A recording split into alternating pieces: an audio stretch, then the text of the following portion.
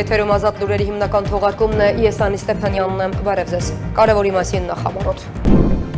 6 զոհ, այդ թվում 2 երեխա, 11 տուժած։ Ողբերգական ավտովթար է տեղի ունեցել Շիրակի մարզի Աղին բնակավայրի մոտակայքում։ Տուժածների առողջական վիճակը գնահատվում է ծանր եւ ծայրահեղ ծանր։ Նրանք գտնվում են Վերակենդանացման բաժանմունքում, հայտնել են առողջապահության նախարարությունից։ Երևանում է Էստոնիայի արտաքին գործերի նախարար Մարգոս Ցախնան, կայացել է նրա հանդիպումը Հայաստանի արտգործնախարար Արարատ Միրզոյանի հետ։ Երկու երկրների արտաքին քաղաքական գերատեսչությունների ղեկավարները վերահաստատել են Հայաստանի ու Էստոնիայի միջև ձևավորված վստահությունը ու գործակցության խորացման պատրաստակամությունը։ Ցախնային ընդունել է նաև վարչապետ Նիկոլ Փաշինյանը։ Պաշտոնական այսով Հայաստան ժամանած Ղազախստանի արտաքին գործերի նախարար Երմեկ Կոշերբայևի գլխավորած պատվիրակությունը եւս հանդիպել է Արարատ Միրզոյանի հետ, նաև վարչապետ Փաշինյանի հետ։ Հանդիպումների ընթացքում քննարկվել են հայ-ղազախական ռազմավարական գործընկերության խորացմանը, առևտրատնտեսական կապերի ընդլայնմանը, տրանսպորտային հաղորդակցությունների զարգացմանը վերաբերող հարցեր։ Խաղաղության կամուրջ նախաձեռնության շրջանակում ցամաքային սահմանով Ադրբեջանը ժամանել 20 հոգանոց հայկական պատվիրակությունը ապրիլի 10-ից 12-ը մասնակցելու հերթական երկկողմ կլոր սեղանին։ Խաղաղության կամուրջ նախաձեռնությունը շարունակում է խթանել երկխոսությունը ու ուղիղ ներգրավվածությունը Ադրբեջանի եւ Հայաստանի քաղաքացիական հասարակության ներկայացուցիչների միջև։ Միացյալ Նահանգները վերահաստատում է իր հանձնառությունը Հարավային Կովկասում նոր տրանսպորտային եւ տնտեսական նախաձեռնության իրականացման հարցում։ Ըստ Միացյալ Նահանգների պետքարտուղարության թրիփը շարունակում է մնալ Միացյալ Նահանգների առաջնահերթություններից մեկը։ Իրանի դեմ Իսրայելը ամերիկյան ռազմական գործողությունների դադարումից հետո Իսրայելը ուժեղացրել է հարձակումները Լիբանանի ուղղությամբ։ Իսրայելի վարչապետ Բենյամին Նեթանյահուն սակայն հայտարարել է, թե հանձնարարել է ուղիղ բանակցություններ սկսել Լիբանանի հետ։ Ի դեպ, Թեհրանը չի նախատեսում մասնակցել ամերիկյան կողմի հետ խաղաղության բանակցություններին, մինչև Լիբանանում հրադադար չհաստատվի։ 2026 թվականի նախորդ տարվա համեմատ հանրապետության ջրամբարներում ջրային ծավալների նկատելի աճ կնկատվի։ Կբարձրանա նաև Սևանա լճի մակարդակը, հայտնել են հիդրոթերապևտաբանության եւ մոնիթորինգի կենտրոնի տնօրենն ու փոխտնօրենը, ներկայացնելով նաև եղանակային կանխատեսումները։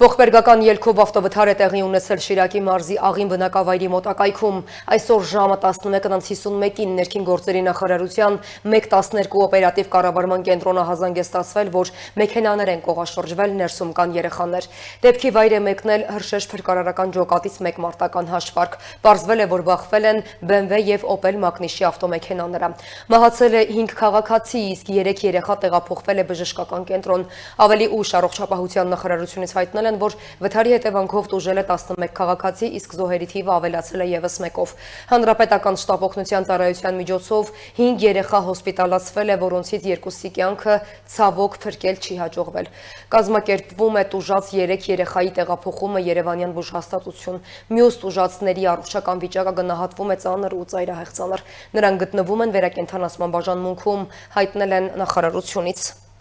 Այլ թեմաներ, Երևանում է Էստոնիայի արտաքին գործերի նախարար Մարգոս Ցախնան, կայացել է նրա հանդիպումը Հայաստանի արտգործնախարար Արարատ Միրզոյանի հետ, երկու երկրների արտաքին քաղաքական գերատեսչությունների ղեկավարները վերահաստատել են Հայաստանի ու Էստոնիայի միջև ձևավորված վստահությունն ու գործակցության խորացման պատրաստակամությունը։ Նրանք քննարկել են ինչպես երկկողմ օրակարգը, այնպես էլ տարածաշրջանային զարգացումները։ Էստոնացի գործընկերոջ հետ մամուլի համատեղասուլիսում Արարատ Միրզոյանը խոսել է նաև Բաքվում անազատության մեջ պահվող հայ գերիների մասին, նշելով, որ այս հարցում Հայաստանի դիրքորոշումը նույնն է, օր առաջ այս մարդիկ պետք է ազատ արձակվեն։ Նա վստահություն է հայտնել, որ օրակարգային առաջնային այս հարցը նրանց ազատ արձակումը կգա միայն ամրապնդելու հաստատված խաղաղությունը։ Էստոնիայի արտգործնախարար Մարգոս Ցախնայի հայաստանյան այցը մեկնարկել է Երևանում Էստոնիայի Հանրապետության ռեզիդենտ դեսպանության պաշտոնական բացմամբ, ինչը դիտարկվում է որպես երկկողմ հարաբերությունների խորացման կարևոր քայլ։ Հենց այս մասին էստոնացի գործընկերոջ հետ մամուլի համատեղասուլիսում հայտնեց Հայաստանի արտգործնախարար Արարատ Միրզոյանը, նշելով, որ արդեն կայացած բարձր մակարդակի հանդիպումը նոր շեշտադրումներ է հաղորդում Հայաստան-Եվրոպական միություն գործակցությանը։ Մեծ հաճույք ունեցա եւ պատիվ ունեցա մասնակցելու Էստոնիայի Հանրապետության Հանրապետության ռեզիդենտ դեսպանության բացմանը Երևանում։ Ես կարծում եմ, վստահ եմ, որ սա խորհրդանշական իրադարձություն էր, նա արտացոլում էր Էստոնիայի մի կողմից եւ Հայաստանի մյուս կողմից պատրաստակամությունը ել ավելի խորացնել հարաբերությունները երկու երկրների միջև։ Հայաստանի Հանրապետության եւ Էստոնիայի արտգործնախարարներն ընդգծեցին երկկողմ հարաբերությունների կայուն զարգացումն ու փոխադարձ վստահությունը։ Միրզոյանը շեշտեց, որ Հայաստանը Եվրամիությունում ունի շատ հուսալի եւ վստահելի գործընկեր իդեմս Էստոնիայի։ Նրա խոսքով կարևոր է ոչ միայն արդեն արձանագրված գործակցության պահպանումը, այլև դրա ընդլայնումը, հատկապես Հայաստան-Նորդիկ Բալթյան 8 երկրների ձևաչափում։ Այժմ իսկապես ժամանակն է ավելի ընդլայնելու եւ նոր մակարդակի բարձրացնելու մեր հարաբերությունները, ինչը եւ մեծ հաշվով մենք սկսեցինք անել նաեւ քիչ առաջ ստորագրված հաստատղթով, փոխըմբռնման հուշագրով, սա եւս արտացոլում էր մեր երկրու գերատեսչությունների առնվազն պատրաստակամությունը։ Էստոնական կողմը եւս վերահաստատեց պատրաստակամությունը շարունակելու ակտիվ դերակատարությունը տարածաշրջանային եւ եվրոպական գործընթացներում։ Ցակնան ընդգծեց, որ իր երկիրը կարևորում է ժողովրդավարական արժեքների վրա հիմնված գործընկերությունը եւ պատրաստ է աջակցել Հայաստանին ինչպես երկկողմ, այնպես էլ բազմակողմ հարթակներում։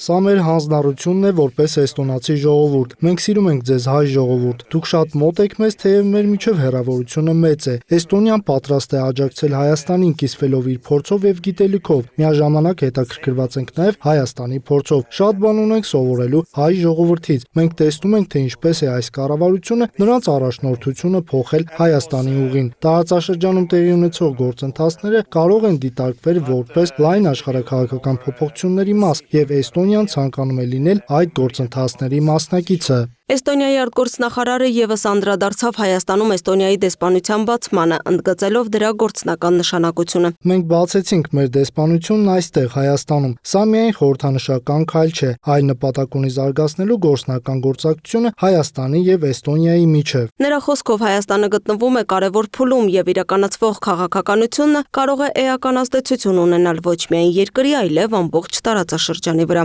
Խաղաղության ուղին Հայաստանի եւ Ադրբեջանի միջև հույժ կարևոր է որպես նախապայման ժողովրդի բարգավաճման, բիզնեսի եւ առևտրի զարգացման։ Միրզոյանը հայտնեց, որ էստոնացի գործընկերոջն է ներկայացրել Հայաստան-Ադրբեջան խաղաղության գործընթացի վերջին մանրամասները, ընդգծելով միջազգային գործընկերների, այդ թվում Էստոնիայի աջակցությունը։ Քննարկվել են նաև Հայաստան-Թուրքիա հարաբերությունների կարգավորման հեռանկարները, ենթակառուցվածքների ապաշրջափակման հարցերը եւ թրիփ նախագծի ընթացքը։ Կողմերն անդրադարձել են նաև Մերձավոր Արևելքում եւ Արևելյան Եվրոպայում տեղի ունեցող իրադարձություններին, փորձելով համադրել մոտեցումներն ու գտնել հնարավոր լուծումներ առկա մարտահրավերներին։ Լուսինե Գրիգորյան, Free News, Ազատ լուրեր։ Այնուհետև Մարգուս Ցակնայի գլխավորած պատվիրակությանը ընդունել է Նիկոլ Փաշինյանը։ Վարչապետը կարևորել է Հայաստան-Էստոնիա բազմավոլորտ գործակցությունը եւ նշել, որ վերջին շրջանում երկկողմ հարաբերությունները կրում են ինտենսիվ բնույթ։ Երկրի ղեկավարը կարևորել է Էստոնիայի դերը Հայաստան-Եվրոպական միություն համագործակցության զարգացման, այդ թվում մեր երկրում ժողովրդավարական բարեփոխումների արդյունավետ իրականացման գործում։ Մարգուս Ցակնան էլ ընդգծել է Հայաստանի հետ գործակցությունը խորացնելու հարցում Էստոնիայի շահագրգռվածությունը։ Վերջինս նշել է, որ Էստոնիան պատրաստ է շարունակելու օժանդակությունը Հայաստանի կառավարության բարեփոխումների օրակարգին։ Նիկոլ Փաշինյանը եւ Մարգուս Ցակնան մտքեր են փոխանակել տարածաշրջանային զարգացումների, նաեւ Հայաստան-ԵՄ գործակցության օրակարգի, վիզաների ազատականացման գործընթացի եւ այլ հարցերի վերաբերյալ։ Պաշտոնական այցով Հայաստան ժամանած Ղազախստանի արտաքին գործերի նախարար Երմեկ Կոշենբաևի գլխավորած պատվիրակությունը ապրիլի 9-ին Երևանում հանդիպել է Հայաստանի արտաքին գործերի նախարար Արարատ Միրզոյանի հետ, իսկ ավելի ուշ նաեւ վարչապետ Նիկոլ Փաշինյանի հետ։ Հանդիպումների ընթացքում քննարկվել են հայ-ղազախական ռազմավարական գործընկերության խորացման, առևտրատնտեսական կապերի ընդլայնման, տրանսպորտային հաղորդակցությունների զարգացման, նաեւ տարածաշրջանային խաղաղության օրակարգի եւ խաղաղության խաչմերուկ նախաձեռնությանը վերաբերող հարցեր։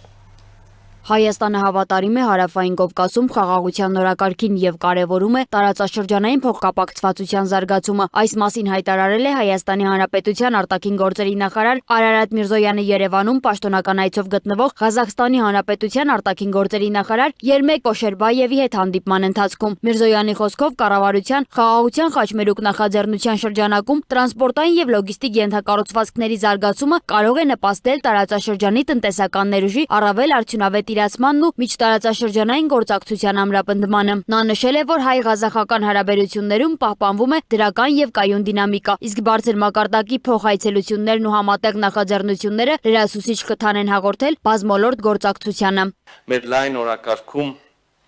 հատուկ պետք է ընդգծեմ մեկ կարևոր մեր երկու երկրների տարածաշրջանների տնտեսական զարգացման համար առանցքային ուղղություն փոխկապակցվածությունը։ Համոզված եմ, որ տրանսպորտային եւ լոգիստիկ ենթակառուցվածքների հետագա զարգացման ուղղությամբ համատեղ ջանքերը,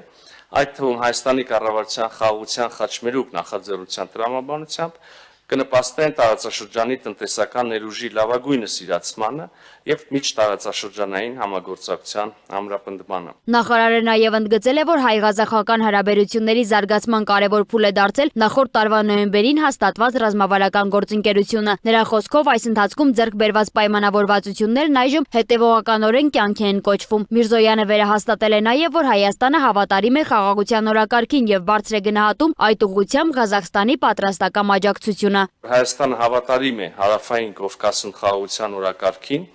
արժևորում ենք նաև այս ուղղությամբ գործադրվող ջանքերին աջակցելու Ղազախստանի պատրաստակամությունը։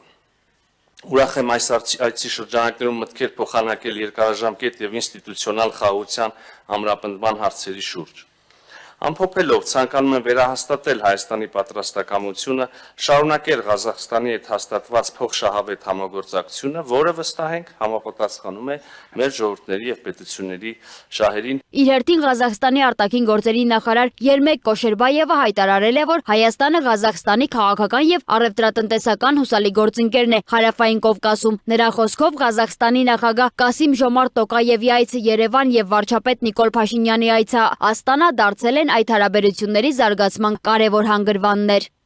Հայաստանը Ղազախստանի քաղաքական եւ առևտրատնտեսական հուսալի գործընկերն է Հարավային Կովկասում։ Ղազախստանի եւ Հայաստանի միջև երկկողմ հարաբերությունները զարգանում են դինամիկ կերպով։ Աստանայում ստորագրված ռազմավարական գործընկերության վերաբերյալ համատեղ հռչակագիրը նոր էջ կբացի մեր բազմակողմ գործակցության համար։ Հանդիպմանը քննարկվել են ռազմավարական գործընկերության խորացմանն ուղղված նախաձեռնությունները, այդ թվում առևտրատնտեսական հարաբերությունների եւ գործարար կապերի խթանումը։ Նույն օրը Ղազախստանի արտաքին գործերի նախարարի գլխավորած պատվիրակությանն ընդունել է նաեւ վարչապետ Նիկոլ Փաշինյանը, որն ընդգծել է երկկողմ հարաբերությունների ռազմավարական բնույթն ու բարձր մակարդակի փոխայցելությունների կարեւորությունը։ Վարչապետի խոսքով տարածաշրջանում տեղի ունեցող գործընթացները դրական ազդեցություն ունեն նաեւ Հայաստան-Ղազախստան գործակցության վրա, իսկ Ադրբեջանի, Ռուսաստանի եւ Վրաստանի միջոցով հաստատված երկաթուղային հաղորդակցությունը նոր հնարավորություն է ստեղծում առևտրատնտեսական կապերի ընդլայնման համար։ Երմեք Կոշերբայևն իր հերթին կարևորել է տարածաշրջանային հաղորդակցության ուղիների ապաշրջափակումը եւ ընդգծել Ղազախստանի աջակցությունը թրիփի եւ խաղաղության խաչմերուկ նախագծերին։ Կողմերը քննարկել են նաեւ ենթակառուցվածքների շինարարության, գյուղատնտեսության, տեխնոլոգիաների, ավիահաղորդակցության եւ զբոսաշրջության ոլորտներում գործակցության զարգացման հարցեր։ Կարևորվել է Հայաստանի եւ Ղազախստանի միջև ուղիղ ավիաչվերթների մեկնարկը նաև հայաստանյան գործարարների պատվիրակության առաջիկա այցը Ղազախստան։ Նույն այցի շրջանակում Հայաստանի Հանրապետության տարածքային կառավարման եւ ենթակառուցվածքների նախարար Դավիթ Խուդաչյանը հանդիպել է Ղազախստանի տրանսպորտի նախարար Նուրլան Սուրանբայևի հետ, քննարկվել են ավիացիոն եւ տրանսպորտային ոլորտներին վերաբերող հարցեր։ Կարևորվել է ուղիղ ավիացիոն կապի հաստատումը եւ անդրադարձ է կատարվել նաև խաղաղության խաչմերուկ նախագծին ու երկաթուղային գործակցությանը։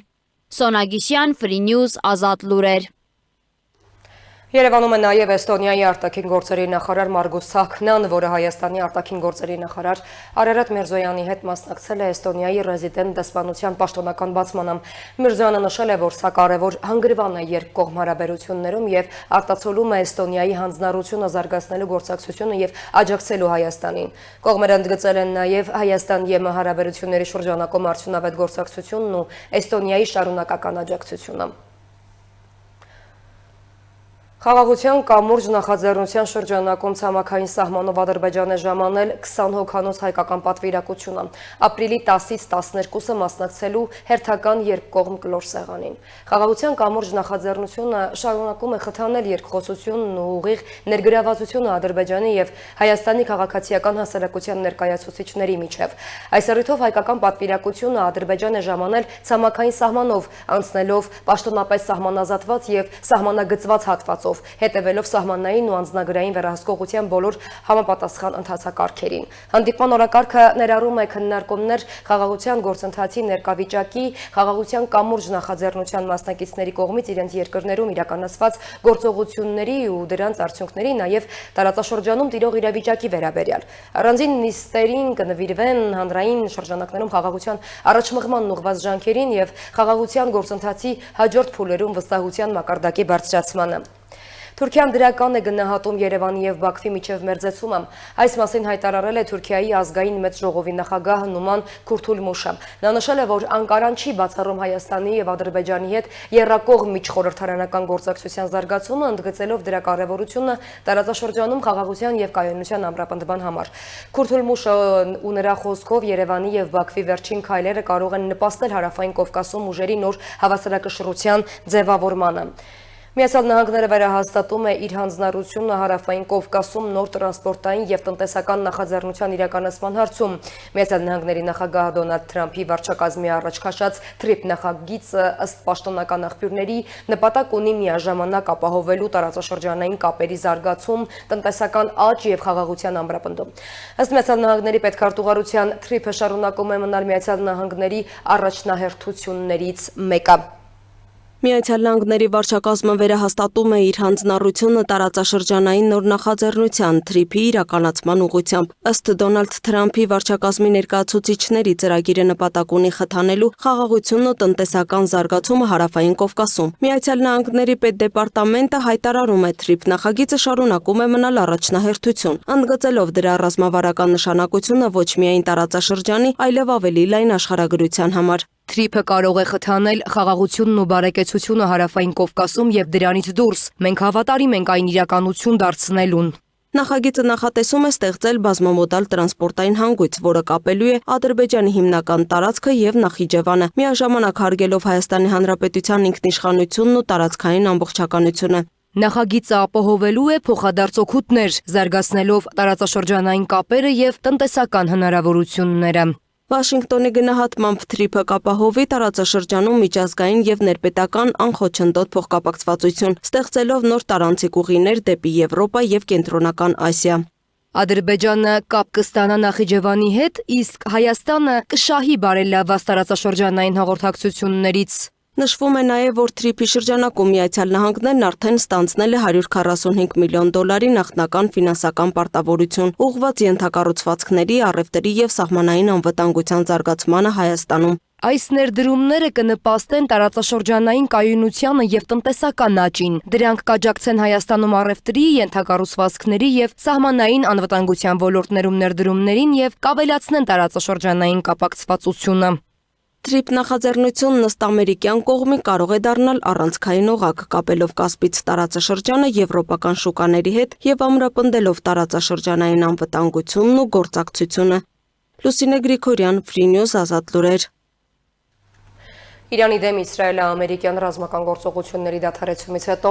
Իսրայելը ուժգնացրել էր հարձակումները Լիբանանի ուղղությամբ։ Վերջին օրերին մահաբեր հարվածներից հետո սակայն վարչապետ Բենյամին Նեթանյահուն հայտարարել է, թե հանձնարարել է ուղիղ բանակցություններ սկսել Լիբանանի հետ։ Այսօր Իսլամաբադում պետք է մեկնարկեր Իրանը-ամերիկյան բանակցությունը, սակայն պաշտոնական Թեհրանը հայտնել է, որ իր պատվիրակությունը չի մեկնել Պակիստան։ Թեհրանը չի նախատեսում մասնակցել ամերիկյան կողմի հետ խաղաղության բանակցություններին, մինչև Լիբանանում հրադադար չհաստատվի։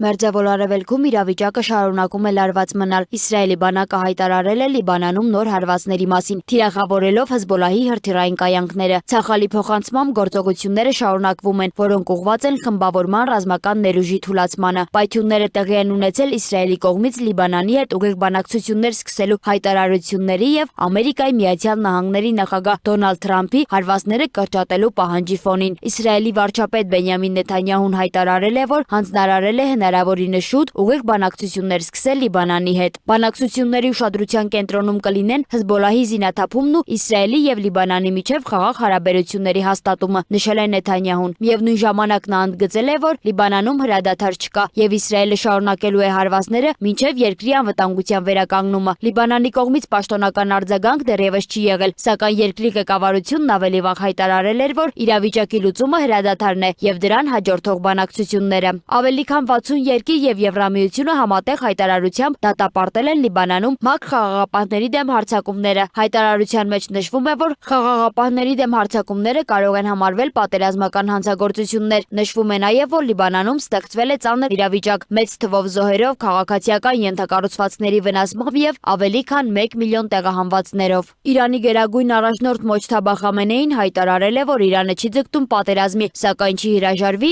իր իրավունքներից եւ պատրաստվում է նոր փուլ տեղափոխել Հորմուզի նեղուցի կառավարումը։ Իրանի փոխարտգործնախարար Սաիդ Խաթիբզադեն նշել է, որ նեղուցը բաց է մնում, սակայն նավերի անցումը պետք է իրականացվի Իրանի հետ համաձայնությամբ։ Նրա խոսքով թշնամական գործողությունների բացակայության դեպքում բոլոր նավերը կարող են անցնել սովորական եղանակով։ Ամերիկայի Միացյալ Նահանգների նախագահ Դոնալդ Թրամփն էլ հայտարարել է, որ կան հաղորդագրություններ, թե Իրանը վճարներ է գանձում նեղուցով անցնող տանկերներից եւ զգուշացրել է, որ նման գործողությունները պետք է դադարեցվեն։ Սպիտակ տան մամուլի քարտուղար Քերոլայն Լևիթն էլ հայտարարել է, որ Ամերիկայի Միացյալ Նահանգները բանակցային խումբ է ուղարկում Պակիստան Իրանի հետ համաձայնագրի շուրջ բանակցությունների համար։ Նրա խոսքով պատվիրակությունը կգլխավորի Ամերիկայի Միացյալ Նահանգների փոխնախագահ Ջեյմս Դեյվիդ Վենսը եւ դրա կազմում կլինեն նաեւ Սթիվ Ուիթքովը եւ Ջարեդ Քուշները։ Բանակցությունների առաջին փուլը նախատեսված է շաբաթ օրը։ Լևիթը նաեւ նշել է, որ Իրանն Ամերիկայի Միացյալ Նահանգներին հայտնել է իր պատրաստակամությունը հանձնելու հարստացված ուրանի պաշարները, ընդգծելով, որ դա առանցքային պահանջ է։ Միևնույն ժամանակ իրանական կողմը հայտարարել է, որ բանակցային գործընթացի որոշ մանրամասներ դեռևս վերջնական որոշված չեն եւ ուսումնասիրման փուլում են։ Սոնա Գիշյան, Free News, Ազատ լուրեր։ Իրանի գերագույն առաջնորդ Մոջթաբա Խամենեին մոտ ժամանակներս կարող է ուղերձով դիմել ազգին։ Հայտնել է Հնդկաստանում Իրանի գերագույն առաջնորդի ներկայացուցիչը, նշելով, որ նա իրեն շատ լավ է զգում, ամեն ինչ նրա վերահսկողության տակ է։ Միջազգային մյուս նորությունները տեսաշարով դիտեք։ Կրեմլից հայտնել են, որ Պուտինը Զատիկի տոնի կապակցությամբ զինադադար է հայտարարել։ Մոսկվան հույս ունի, որ ուկրաինական կողմը կհետևի Ռուսաստանի օրինակին։ Զատկական հրադադարը հայտարարվում է ապրիլի 11-ի ժամը 16:00-ից մինչև ապրիլի 12-ի օրվա վերջը։ Պաշտպանության նախարարին եւ զինված ուժերի գլխավոր շտաբի պետին հանձնարարվել է այդ ժամանակահատվածում դադարեցնել ռազմական գործողությունները բոլոր ուղղություններով։ Զորքերին հանձնարարվել է պատրաստ լինել հակազդելու Ուկրաինայի զինված ուժերի ցանկացած սադրանքի, ինչպես նաեւ ցանկացած ագրեսիվ գործողության։ Վոլոդիմիր Զելենսկին հայտարարել է, որ պատրաստ է հանդիպել Վլադիմիր Պուտինի հետ ցանկացած վայրում, բացի Կիևից եւ Մոսկվայից։ Նա եւս մեկ անգամ շեշտել է, որ Ուկրաինան չի պատրաստվում քննարկել Դոնբասն ուղղակի ռուսներին հանձնելու հարցը։ Ռուսաստանի Դաշնության արտգործնախարար Սերգեյ Լավրովն էլ նշել է, որ Ռուսաստանի եւ ԱՄՆ-ի միջև ուկրաինական հարցի շուրջ շփումները շարունակվում են ոչ պաշտոնական մասնավոր պայմաններում։ Ամերիկացի միջնորդները ներկայումս զբաղված են այլ գործերով, քանի որ նրանք ունեն միջնորդների միասնական թիմ արտաքին քաղաքականության բոլոր ոլորտների համար այժմ որոշակի դադար է առաջացել, ասել է նա։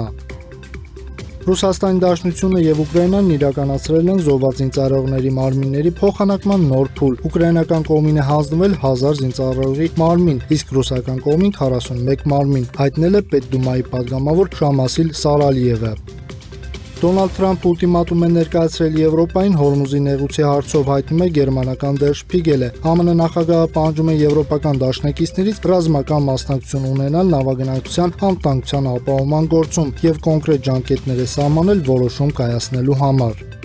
Ես երբեք Էփշտեյնի զոհ չեմ եղել եւ տեղյակ չեմ եղել նրա հանցավոր գործունեության մասին, հայտարարել է ԱՄՆ առաջին տիկին Մելանիա Թրամփը եւ կտրականապես հերքել սեռական թրաֆիքինգի մեջ մեղադրվող ֆինանսիստ Ջեֆրի Էփշտեյնի հետ անձնական կապերի մասին լուրերը։ Նման մեղադրանքները անվանելով իր հեղինակությունը վարկաբեկելու չարամիտ փորձ։ Ինձ անպարկեշտ Ջեֆրի Էփշտեյնի հետ կապող ստերը պետք է դադարեցվեն։ Նրանք ովքեր ստում են իմ մասին զուրկ են էթիկական չափանիշներից եւ հարգանքից։ Ես երբեք ընկեր չեմ եղել Էփշտեյնի հետ, ասել է առաջին տիկինը։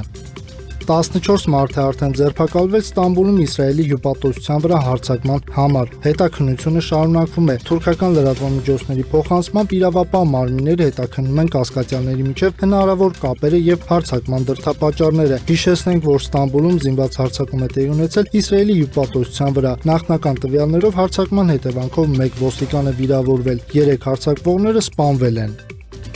Ռիոյի 2016 թվականի օլիմպիական խաղերը հյուրընկալած մարզադաշտը գրեթե ամբողջությամբ այրվել է։ Տեսանյութերում երևում է, որ վելոդրոմի տանիքից ոչինչ չի մնացել, գրում է Russia Today-ը։ Ստադիոնի ներքին մասի մի հատվածը մնացել է անվնաս, մարդկային զոհեր եւ վիրավորներ չկան։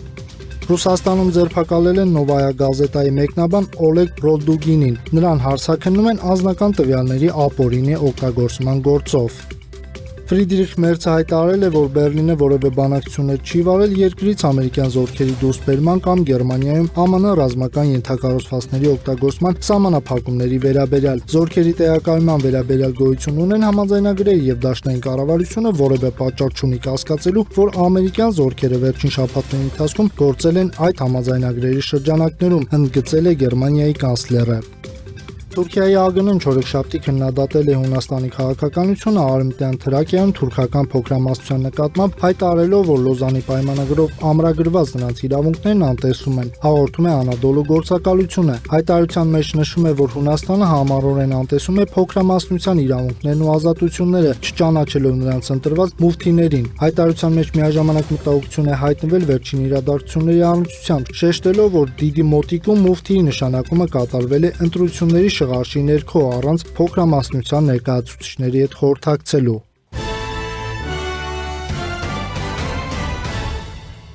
Եղվարդի Երևանյան թաղամասում Վեոլիա ջուր ընկերության եւ Նաիրի համայնքի գործակցությամբ սկսվել են ջրամատակարարման եւ ջրահեռացման համակարգերի արդիականացման աշխատանքները։ Ծրագրի շրջանակներում նախատեսվում է նորով փոխարինել շուրջ 1500 մետր ջրագիծ եւ գրեթե նույնքան կոյուղագիծ, նպատակ ունենալով նվազեցնելու ջրի կորուստները, կարգավորելու ճնշման խնդիրները եւ ապահովելու բնակիչների համար ավելի կայուն ու որակյալ ջրամատակարարում։ Եղվարդի Երևանյան թաղամասը, որտեղ գտնվում է 12 բազմաբնակարան շենք եւ շուրջ 40 հասարակական շինություն, տարիներ շարունակ ջուր է ստացել քայքայված եւ կոռոզիայի ենթարկված ջրագծերով։ Խորհրդային տարիների ժառանգություն մնացած հին ջրագծերը հաճախակի վթարվում էին, ինչի հետևանքով խաթարվում էր թաղամասի կանոնավոր ջրամատակարարումը, հատկապես ճնշման խնդիրներ ստեղծելով բազմաբնակարան շենքերի վերջին հարկերում։ Սակայն այս ամենը շուտով կմնա անցյալում, քանի որ Վեոլիա ջուր եւ Նաիրի համայնքի գործակցությամբ այստեղ մեկնարկել է ոչ միայն ջրագծերի, այլև կոյուղատար համակարգի վերակառուցման աշխատանքները։ Նախաձեռնության շրջանակում նախատեսվում է փոխարինել շուրջ 1500 մետր ջրագիծ եւ գրեթե նույնքան կոյուղագիծ, նպատակ ունենալով նվազեցնել ջրի կորուստները, կարգավորել ճնշման խնդիրները եւ ապահովել բնակիչների համար ավելի կայուն ու որակյալ ջրամատակարարում։ Օրական գրաֆիկով է ջրամատակարարումը կատարվում, առավոտյան ժամը 7-ից 12-ը եւ երեկոյան ժամը 18:00-ից 22:00։ Այժմ թաղամասին տրվում է վայրկյանում 28 լիտր ջուր, որի գրեթե կեսը կորում է դեպի Սպառող հասնող ճանապարհին։ Աշխատանքների ավարտից հետո նախատեսվում է, որ նոր համակարգով ջրաքանակը կհասնի 15 լիտր վայրկյանի, որն էլ թույլ կտա նույն վերջին հարկերում ապահովել բավարար ճնշում։ ԽՍՀՄ ժամանակներից ջրագծերը մնացել են, կոռոզիայի ենթարկվել, քայքայվել են, դրան գումարվել է արդեն անհայտ միացումներ, ապօրինի միացումներ, որ ընթացքում միայտ են գալիս, խցափակվում են, նոր ջրագծով արդեն դրանք ամեն ինչը կբացառվի, ես հույս ունեմ, որ 15 լիտր վայրկյան ջրի քանակով կապահովվի ջրամատակարարումը եւ բազմաբնակարան շենքերի վերջի հարկի բնակիչները դեր չեն բողոքի ճնշումից, քանի որ արդեն ճնշումը նույնպես կարգավորվի։ Աշխատանքների ընթացքում պարզ է դարձել նաև, որ մաշվածության խնդիր կա ոչ միայն ջրամատակարարման համակարգերում, կոյուղագծերը եւս քայքայված են եւ վերակառուցման անհրաժեշտություն կա։ Դրա համար որոշվեց վերակառուցել նաև կոյուղագծերն ու դիտահորերը։ Աշխատանքների միջև մեկնարկել է Վեոլիա ջրի հետ համատեղ ուսումնասիրություններ են կարել ջրագծի եւ կոյուղագծերի մասով։ Եկել ենք այն եզրանկման, որ ջրագծերը ամբողջությամբ Երևանյան թաղամասում փոխարինվում են նորով, ինչպես նաև կոյուղագծերն ու դիտահորերը։ Ուզում եմ նշել, որ համագործակցությունը այս պահին շատ լավ ստացվել է։ Աշխատանքները մեծ ծավալով ու մեծ թափով ընթանում են։ Փոխարինվում է ամբողջությամբ նորով ջրագծերը, որի արդյունքում ունենալու ենք ավելի որակով ջուր եւ ավելի շատ քանակությամբ ջուր։ Սա Եղվարդում ընկերություն համայնք համատեղ 6-րդ ծրագիրն է, երբ քաղաքում սկսված ասֆալտապատման աշխատանքներից առաջ ըստ անհրաժեշտության փոխարինվում են թե ջրագծերը, թե կոյուղագծերը։ Հաշվի առնելով, որ բնակիչները դեռ ջուր են ստանում հին ջրագծերով, աշխատանքների ընթացքում խողովակաշարերի վրա արկա վթարները անմիջապես վերացվում են նորհաճն շահագործման տեղամասի կողմից։ Մյուս կողմից քաղաքում մեծ աշխատանք են իրականացնում գոտիավորման մասնագետները, որոնք փնտրում եւ գտնում են գաղտնի վթարները, հետագայում ասֆալտի շերտը քանդելուց եւ վթարներ վերացնելուց խուսափելու համար։ Այս ամենին էլ զուգահեռ Եղվարդում Վիոլիա թիմը շարունակում է իր ակտիվ պայքարը ապօրինությունների եւ ջրագողությունների դեմ։ Եղվարդ համայնքում բազմիցս մեր առևտրային իրացման տեղամասում պայքարել ենք ջրագողության դեմ, ինչը որ շատ մեծ քանակ է կազմվել են ապօրինի միացումների խախտման արձանագրություններ, ինչպես նաև մեծ քանակությամբ ջրաչափեր են փոխել, որոնք իրենց հերթին նույնպես բերել են նրան, որ գնալով լաբորատոր ստուգաչափման արձանագրություն է կազմել, ջրաչափերը միջամտած են եղել, կանգնած են եղել, հիմնականում այդպես խնդիրներ առաջացել, ինչի դիմաց պայքարում ենք մենք։ Ավելի քիչ վթարներ, վերահսկելի համակարգ, նվազեցված կորուստներ եւ բարձր ճնշում։ Սրանք այն փոփոխություններն են, որին միտված են Եղվարդի Երևանյան թաղամասում մեկնարկած այս համատեղ աշխատանքները։ Երևանյան թաղամասին զուգահեռ Վիոլիա ջրընկերությունն ու համայնքը աշխատանքներ են իրականացնում նաեւ քաղաքի այլ հատվածներում։ Շահումյան, Սպանդարյան, Իսահակյան, Կոմիտաս, թիմի հաջորդ կանգառը Շինարարների փողոցն է։ Սոնա Գիշյան, Տիգրան Ղազարյան, Free News, Ազատ լուրեր։ 2026 թվականին նախորդ տարվա համեմատ հանրապետության ջրամբարներում ջրային ծավալների նկատելի աճ կնկատվի, կբարձրանա նաև Սևանա լճի մակարդակում, գետերի հուների բարձրացում ևս կանխատեսվում է, բայց անկանոն վարարումների մասին դեռ շուտ է խոսել։ Այս մասին ասուլիսի ընթացքում հայտնել են հիդրոթերապևտաբանության և մոնիթորինգի կենտրոնի տնօրեն Լևոն Ազիզյանն ու նշված կենտրոնի տնօրեն տեղակալ Գագիկ Սուրենյանը, այս և եղանակային մյուս կանխատեսումների մասին տեսանյութում։